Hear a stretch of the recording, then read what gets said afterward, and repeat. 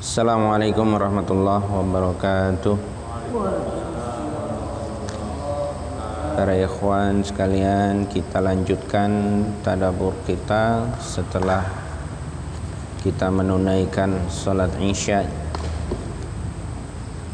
Kita sampai pada surah Al-Baqarah ayat 26. Tadi kita sudah membahas yang pertama qiraah atau tartil, yang kedua kosakata, yang ketiga alih bahasa, dan yang keempat kita akan mencoba sedikit memahami gramatikal dalam bahasa Arab supaya kita tidak buta sama sekali tentang gramatikal atau al-qawaid bahasa Arab. Kalau kita tidak mengenal qawaid, itu bisa jadi kita salah memaknai ayat, juga salah memaknai hadis Nabi. Perbedaan antara fi'il madhi dan fi'il mudhari'.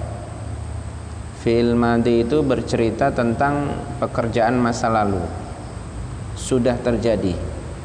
Kalau fi'il mudhari' adalah pekerjaan yang sedang dan akan terjadi. Nah, jika ada teks hadis atau ayat yang berbicara masalah fi'il madhi, yang bentuknya fi'il madhi atau fi'il mudhari', itu akan mempengaruhi pemahaman kita. Oleh karena itu, di sini kita akan kenalkan bahasa gramatikal itu terdiri dari 3 macam saja dalam bahasa Arab. Yang pertama isim, fi'il, kemudian huruf. Isim, fi'il, dan huruf. Apa itu isim? Isim itu kalau kita kenal kata benda. Kata benda atau kata sejenisnya yang tidak ada kaitannya dengan waktu. Sekarang, akan datang, atau kemarin, itu isim itu nggak ada kaitannya dengan itu. Yang kedua fi'il. Nah, fi'il ini ada kaitannya dengan waktu. Waktu lampau, sekarang, dan akan datang, serta perintah. Nah, ini namanya fi'il. Atau dalam bahasa kita itu predikat. Kemudian yang ketiga huruf. Apa itu huruf? Huruf yang tidak ada kaitannya dengan isim, tidak ada kaitannya dengan fi'il. Jadi mudah saja memahami gramatikal bahasa Arab. 3 bentuk kata: isim, fi'il, huruf. Nah, nanti dipelajari selanjutnya di bukunya. Jadi mohon bukunya itu di rumah nanti dibuka-buka. Ya, jadi kita ini seriuslah dikit. Jangan kalau mau ada proyek terus dipelajari betul, teliti proyek. Dihitung. Salah sedikit kita, wah nggak bisa salah ini. Tapi kalau giliran proyek dari Allah, nah, kita bukunya sampai di rumah, aduh jangan ya. Jadi kita pelajarilah. Kemudian kita sampai kepada sesi yang terakhir. Kita akan mencoba memahami kandungan surah Al-Baqarah ayat 26 sampai dengan ayat 27. Yang perlu kita pahami adalah standar kebenaran. Ya, sekali lagi standar kebenaran itu adalah Al-Qur'an.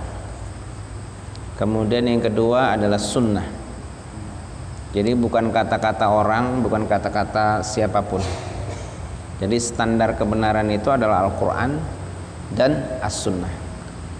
Nah, untuk memahami Al-Quran dan Sunnah, baru kita berkiblat kepada para sahabat, kemudian muridnya, tabi'in, tabi'in, dan seterusnya sampai para ulama yang lurus. Ulama yang lurus kita kenal dengan Ahlus Sunnah wal Jamaah.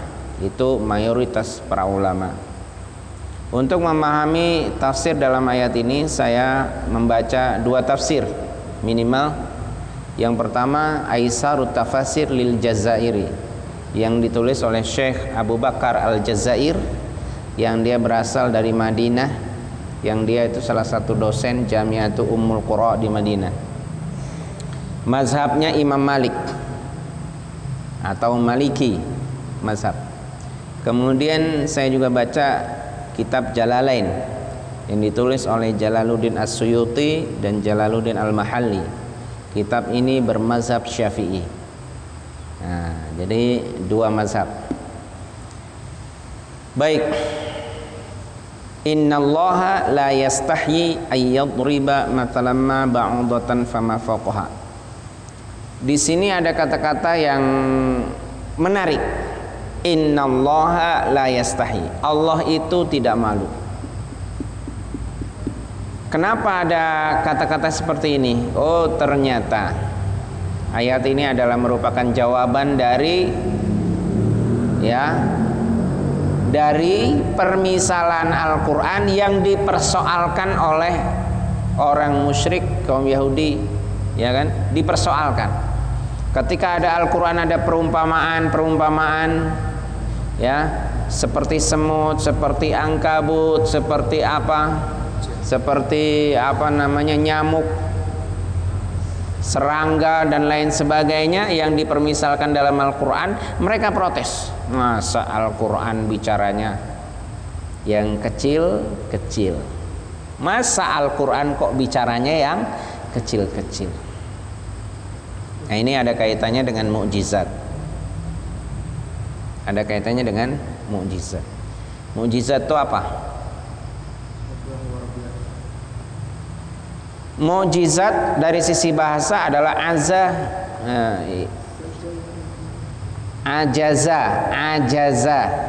Mukjizat itu dari asal kata ajaza itu melemahkan. Jadi mukjizat itu fungsinya untuk melemahkan akal, melemahkan argumentasi dan seterusnya. Nah, kalau di zaman Nabi Musa mukjizatnya itu tongkat dipukulkan ke laut, laut terbelah. Hebat nggak? Hebat, ya kan? Hebat. Kenapa hebat? Karena itu khariqul adah. Khariqul adah itu kejadian yang luar biasa, tidak biasa. Hebat, ya kan? Kejadian yang luar biasa hebat. Kemudian mukjizatnya Nabi Muhammad apa? Al-Quran. Kira-kira Al-Quran lebih hebat nggak dengan mukjizatnya Nabi Musa? Nah, apa hebatnya? Ya,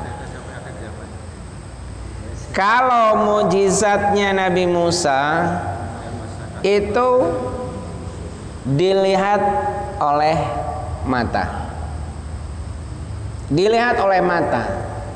Nah, kalau sesuatu yang dilihat oleh mata, ya, kemudian di kemudian hari peristiwa itu sudah tidak terjadi lagi, maka mata-mata anak cucu kita sudah tidak bisa melihat lagi. Maka mereka cenderung meragukan peristiwa itu karena tidak melihat secara langsung. Tapi kalau Al-Quran, dia tujuannya adalah akal, pikiran, dan hati. Sehingga ketika Al-Quran itu ada, walaupun Nabi sudah tidak ada, tapi Al-Quran bisa dipelajari, ya, bisa dilogikakan, bisa masuk akal. Dan akal karena dia sifatnya adalah pemahaman terhadap akal, sehingga mukjizat Al-Quran itu sepanjang masa. Walaupun Nabi Muhammad sudah tidak ada, dia hanya meninggalkan Al-Quran, tapi Al-Quran itu mampu mengislamkan berbagai kalangan, berbagai macam ilmuwan bahkan, ya kan? Nah, ini kehebatan Al-Quran. Kalau hebatnya laut terbelah, kemudian tongkat dilempar jadi ular, itu hebat kan? Tapi kenapa kita tidak menganggap hebat seekor nyamuk? Bukankah seekor nyamuk itu juga hebat? Buktinya manusia tidak bisa membuat. Manusia tidak bisa membuat nyamuk. Oke lah kalau dia bisa membuat robot manusia besar, robot gajah, bisa. Coba bikin robot nyamuk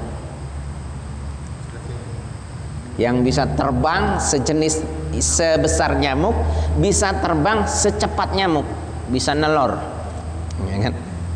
Kemudian bisa mengeluarkan jentik, kemudian jentik itu berubah lagi jadi nyamuk. Bisa nggak?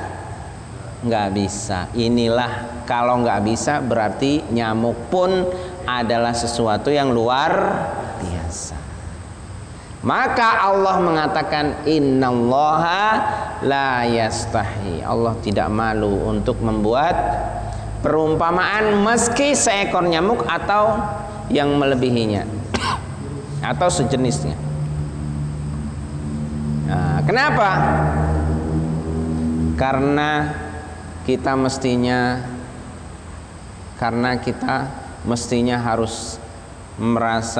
harus bisa belajar kepada peristiwa atau sesuatu yang kecil seperti nyamuk. Karena nyamuk, kalau kita pikirkan, nyamuk itu punya paru-paru enggak? Punya usus? Punya. Nah, kira-kira ususnya sebesar apa? Seperti apa? Ya kan? Punya kulit. Kira-kira pori-pori kulitnya itu sebesar apa? Seperti apa? Kemudian ekosistem nyamuk itu seperti apa? Ya kan? Dia mampu terbang, mampu tahan terhadap cuaca. Nah, kadang-kadang kita nggak tahan terhadap cuaca, kena angin sedikit masuk angin. Nah, nyamuk dan seterusnya.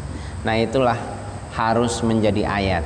Sampai hari ini orang beriman itu tetap akan melihat ayat-ayat Allah yang menakjubkan dan tetap akan melihat mukjizat Allah yang menakjubkan. Dari mana pemahaman itu? Dari Al-Quran.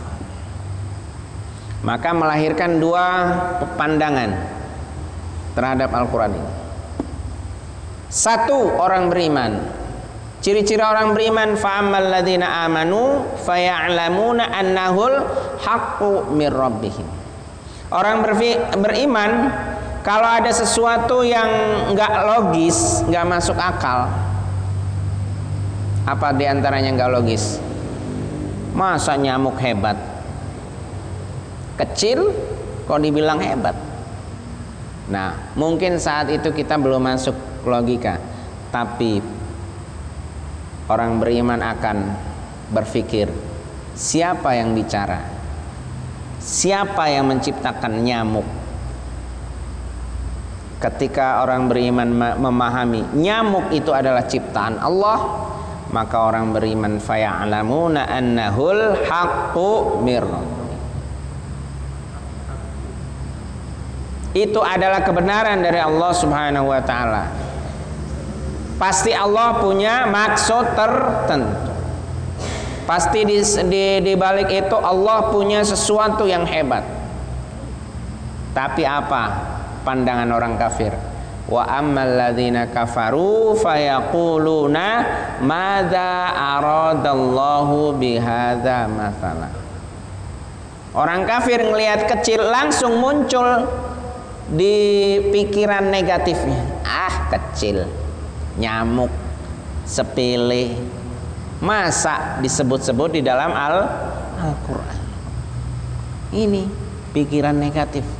Jadi bedanya antara orang beriman sama orang kafir, kalau orang beriman selalu berpikir positif, apalagi itu dari Allah Subhanahu wa taala, langsung keimanannya hidup dan haqqul yakin. Ya, haqqul yakin. Walaupun dia aklul yakin, langsung haqqul yakin. Walaupun belum ainul yakin, tapi langsung haqqul yakin. Ainul yakin apa? Melihat.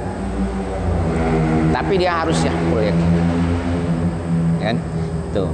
Kalau orang kafir pikirannya negatif. Nah, ini jangan sampai kita seperti orang-orang kafir. Apa kata Allah? Yudillu bihi katsira wa yahdi bihi katsira. Inilah yang menyebabkan banyak orang tersesat dan menyebabkan banyak orang mendapat petunjuk. Dimulai dari mana? Dari cara berpikir. Cara berpikir. Termasuk datangnya musibah. Menurut kita buruk apa baik musibah itu? Termasuk kegagalan dalam kehidupan kita. Wah, kita mau usaha nih, sudah modal besar usaha, tapi ternyata gagal. Bagaimana pandangan orang beriman? Orang beriman selalu positif, selalu husnuzon kepada Allah Subhanahu wa ta'ala, karena kejadian itu tidak mungkin terjadi kalau bukan karena kehendak Allah. Kita mengharapkan sesuatu tapi Allah berikan sesuatu yang lain. Milih mana? Pilihan kita atau pilihan Allah? Kalau orang beriman selalu bersyukur dengan pilihan Allah. Wah, saya pengen punya rumah. Akhirnya cita-cita itu tidak tercapai. Akhirnya nggak berhasil punya rumah. Berarti Allah sedang memilihkan yang lain. Apa pilihan Allah untuk kita? Kesabaran. Apa kesabaran itu? Innallaha ma'as sabirin. Sesungguhnya Allah akan bersama orang-orang yang sabar, ya kan? Dan orang sabar itu laisal jaza illal jannah. Orang sabar itu pahalanya adalah surga. Ya kan? Bahkan kematian itu bukan musibah bagi orang beriman. Kematian itu bukan musibah. Bisa jadi kematian itu adalah kemenangan. Kematian bukan musibah bagi orang beriman. Kematian itu justru bisa jadi kemenangan. Kehancuran itu bukan musibah bagi orang beriman, tapi bisa jadi kehancuran itu adalah kemenangan. Ya. Rasulullah cuma bicara. Rasulullah SAW waktu perang Khandaq, waktu menggali parit Khandaq, dia mengatakan bahwa Persia Romawi akan ditaklukkan. Nah, ketika Rasul meninggal, baru beberapa tahun kemudian baru terwujud. Itulah yang disebut dengan kemenangan. Jadi orang beriman tuh nggak khawatir mati apa segala macam, itu sudah nggak jadi persoalan. Karena orang beriman itu selalu paham bahwa roh itu sebenarnya tidak pernah mati. Yang mati itu adalah jasad. Kita bisa lihat di surah Ali Imran ayat 169. Ya. Wala tahsabanna alladzina qutilu fi sabilillahi amwata. Jangan kamu mengira bahwa orang yang meninggal di jalan Allah itu mati. Apa kata Allah? Bal ahyaun, bahkan mereka itu hidup. Bal ahyaun inda rabbihim yurzaqun. Mereka bahkan di sana dikasih rizki yang sangat indah, sangat baik.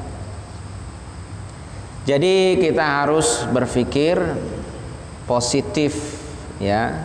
Apabila itu dari Allah, jangan pernah berpikir negatif. Harus berbeda dengan cara berpikir orang kafir. Contoh, kita belajar dari perang Badar. Perang Badar itu orang beriman 300, orang kafir 1000. Secara logika, yang menang adalah mestinya yang 1000, tapi ternyata kemenangan ada di pihak kaum muslimin. Perang Khandaq, orang kafir 10.000, orang beriman kaum muslimin 3.000. Orang kafir multi etnis, multi suku bergabung untuk memerangi kaum muslimin. Kaum muslimin cuma 3.000, tapi kemenangan ada di kaum muslimin. Bahkan tidak terjadi pertempuran, tapi memenangkan pertempuran, karena saat itu ada angin besar, ada topan yang menghalau mereka sampai mereka kedinginan, akhirnya pulang, nggak jadi perang. Ini kehebatan. Ya, jadi kalau kita berpikir positif, dan itu dari Allah Subhanahu wa taala, maka la khaufun 'alaihim wa la hum yahzanun. Jangan seperti orang fasik, karena orang fasik itu pasti akan sesat. Kalau kita nggak fasik, pasti tidak sesat. Apa dalilnya? Wa ma yudillu bihi illal fasikin. Tidak mungkin menjadi sesat kecuali orang fasik. Fasik itu adalah orang yang sudah mengetahui kebenaran sebenarnya, tapi dia mengingkarinya, itu namanya fasik. Artinya keimanannya sudah rusak. Fasik itu artinya rusak. Contoh orang fasik itu adalah alladzina yanquduna ahdallah. Ya, ciri-cirinya adalah mengingkari janji Allah. Itu yang pertama. Janji Allah tentang keimanan. Kita sudah janji sejak kita di rahim ibu. Kita perhatikan surat Al-A'raf ayat 172, ya. Wa id akhadha rabbuka min bani adam min zuhurihim dzurriyyatahum wa asyhadahum ala anfusihim alastu birabbikum qalu bala syahidna. Kita sejak di rahim ibu sudah diutus malaikat oleh Allah Subhanahu wa taala untuk mengikrarkan kita. Itu artinya janji Allah. Kita sudah berikrar bahwa kita mempertuhankan Allah Subhanahu wa taala. Maka setiap kelahiran itu kullu mauludin yuladu 'alal fitrah. Setiap kelahiran itu terlahir dalam kondisi fitrah. Dalam hadis Nabi dikatakan seperti itu. Ya. Kemudian wa yaqta'una ma amarallahu bihi. Dia memutuskan apa yang seharusnya diperintahkan oleh Allah untuk dilanjutkan. Keimanan orang Yahudi itu harus berlanjut kepada keimanan kepada Injil, kepada Isa. Keimanan kepada Isa harus dilanjutkan keimanan kepada Rasul. Tapi ternyata mereka tidak lantas mengimani Rasul, berarti terputus. Wa yaqta'una ma amarallahu bihi ayyusala, untuk dilanjutkan, maksudnya berlanjut keimanannya kepada Nabi Muhammad sallallahu alaihi wasallam. Wa yufsiduna fil ardh, kemudian membuat kerusakan di muka bumi, menyebarkan fitnah, kebohongan dan lain sebagainya, membuat melakukan kemaksiatan, ya. Kerusakan yang disebut di sini adalah kerusakan yang paling bahaya, itu adalah kerusakan dalam bentuk pemikiran, dalam akidah, kepercayaan. Ulaika humul khasirun, mereka itu adalah contoh orang-orang yang rugi. Mau rugi apa mau untung? Mau untung. Kalau kita mau untung, ya harus berpikir dengan cara orang-orang yang beruntung. Bagaimana cara berpikirnya orang-orang yang beruntung? Fa ammal ladzina amanu faya'lamuna annahul haqqu min rabbihim. Orang beriman cepat, kalau itu dari Al-Quran saya percaya. Contohnya seperti Abu Bakar. Ketika Abu Bakar dikasih kabar tentang Isra Mi'raj, tentang Mi'raj Nabi, Ba'da Isa berangkat sebelum subuh selesai, itu sudah melakukan dua hal, Isra dan Mi'raj, dari Madinah ke Masjid Al-Aqsa, dari Al-Aqsa menuju Sidratul Muntaha, balik lagi sebelum subuh selesai, ya kan, sebelum subuh selesai. Kenapa kok bisa secepat itu? Karena Allah yang bikin waktu, Allah yang meringkas waktu, Allah yang bikin segalanya. Sidratul Muntaha itu langit pertama, langit kedua, langit ketiga, terus kita yang ada galaksi itu baru langit pertama aja nggak nyampe-nyampe kita. Tapi dengan melalui Allah Subhanahu wa taala, maka semuanya itu bisa dilakukan. Nah, ternyata ketika itu disampaikan kepada Abu Bakar, Abu Bakar itu ketika disampaikan itu, siapa yang ngomong? Kata Abu Bakar, Muhammad bin Abdullah. Kalau Muhammad yang ngomong amanah, saya percaya. Kalau Muhammad yang ngomong, saya percaya. Kita juga begitu. Dari mana? Dari Al-Quran. Kalau Al-Quran saya yakin. Siapa yang bicara? Hadis Nabi. Kalau hadis Nabi sahih, saya yakin. Ya, jadi itu harus menjadi prinsip hidup kita saat ini. Karena Rasulullah SAW berpesan dalam haji wada, taraktu fikum amroini lan tadillu ba'di ma tamassaktum bihima kitaballah wa sunnah nabi. Aku tinggalkan kepada kalian wahai umatku dua perkara. Kalau kalian berpegang kepada dua perkara ini, kata Nabi, kalian tidak akan sesat selama-lamanya. Yang pertama adalah kitab Allah, Al-Quran. Yang kedua adalah sunnah Nabi Muhammad Sallallahu Alaihi Wasallam. Banyak hadisnya, termasuk dalam Al-Arba'in hadis nomor 28. Fa'alaikum bisunnati wa sunnatil khulafai ar-rasyidin al-mahdiin. Kalian harus berpegang teguh kepada sunnahku dan sunnah khulafaur rasyidin al-mahdiin. Baik, itu saja yang bisa kita bahas pada malam hari ini. Mudah-mudahan kita bisa terapkan dalam kehidupan kita. Itu baru namanya tadabbur. Kalau kita belum bisa menerapkan ayat, itu namanya belum sampai ke tingkat tadabbur. Kalau kita sudah menerapkan ayat dalam kehidupan, itu baru namanya tadabbur. Baik para ikhwan sekalian, kita tutup majelis ini dengan doa. Bismillahirrahmanirrahim. Subhanakallahumma wa bihamdika asyhadu an la ilaha illa anta astaghfiruka wa atubu ilaik. Kurang dan lebihnya saya mohon maaf. Wabillahi taufiq wal hidayah. Assalamualaikum warahmatullahi wabarakatuh.